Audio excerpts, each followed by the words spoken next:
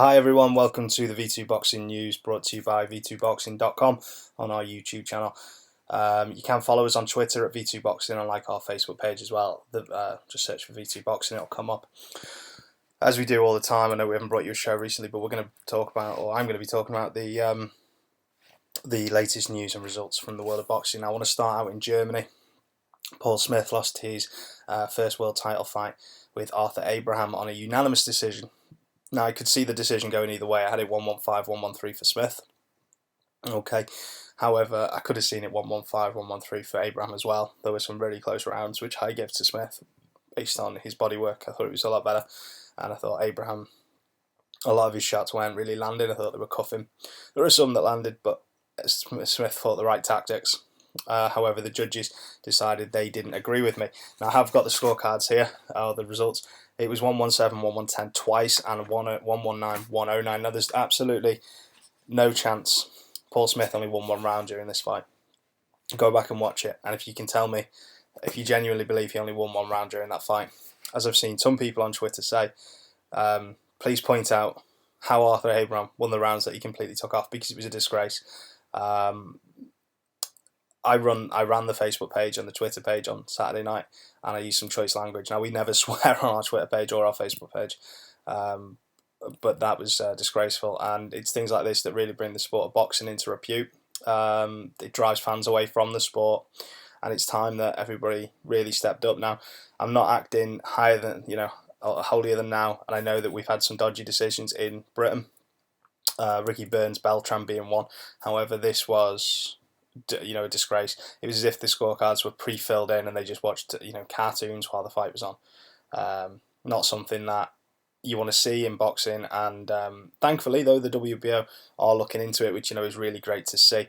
That they admit their judges, or one of their judges, they said, made a mistake. Now the question is, why only one of them? Because even 1-1-7, 1-1-7, 1-10 is still too wide for me. However, at least the WBA are looking at it. Hopefully Smith will get his rematch. If he does, fantastic.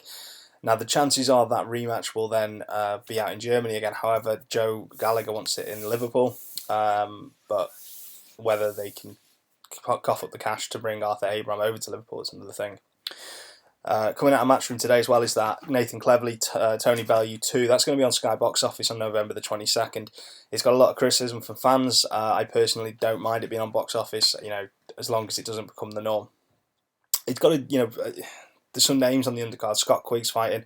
Anthony Joshua is going to fight Michael Sprott. James DeGale is set to feature Stephen Smith. Callum Smith gets a WBC World Title Eliminator. And Jamie McDonnell is set to feature as well. Now, Jamie McDonnell's opponent is a no-name, but it's a WBO. Whoever wins that then goes into a unification fight.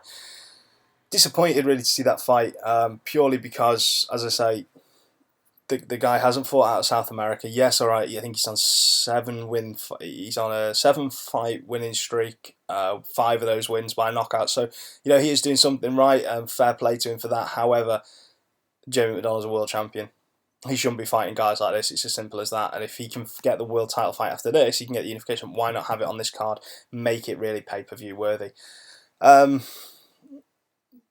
However, Callum Smith's opponent has been in with Sakio Bika, losing a unanimous decision, and he lost to Arthur Abraham last year as well. So, he's got some, some rounds under his belt.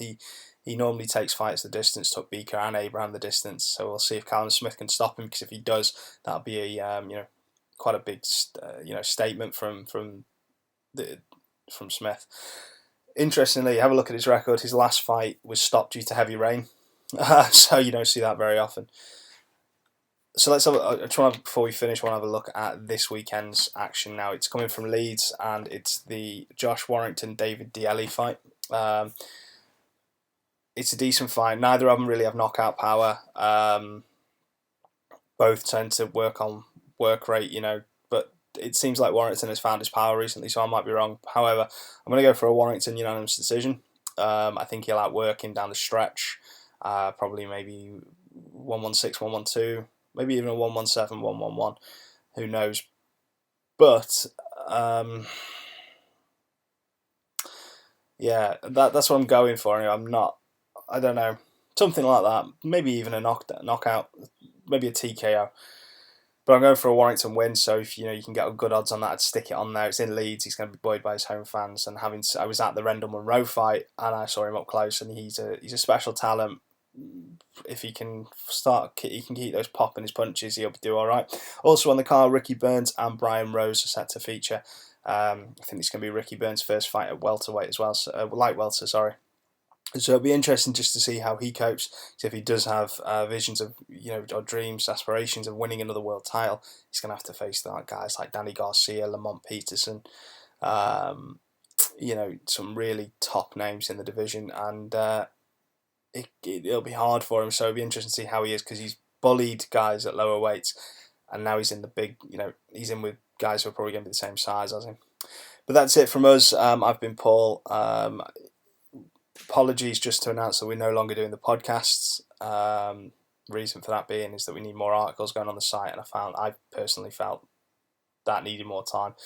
They will come back one day. We're also looking for new writers as well, so get in touch with me. It's paulh@v2journal.com and I'll reply.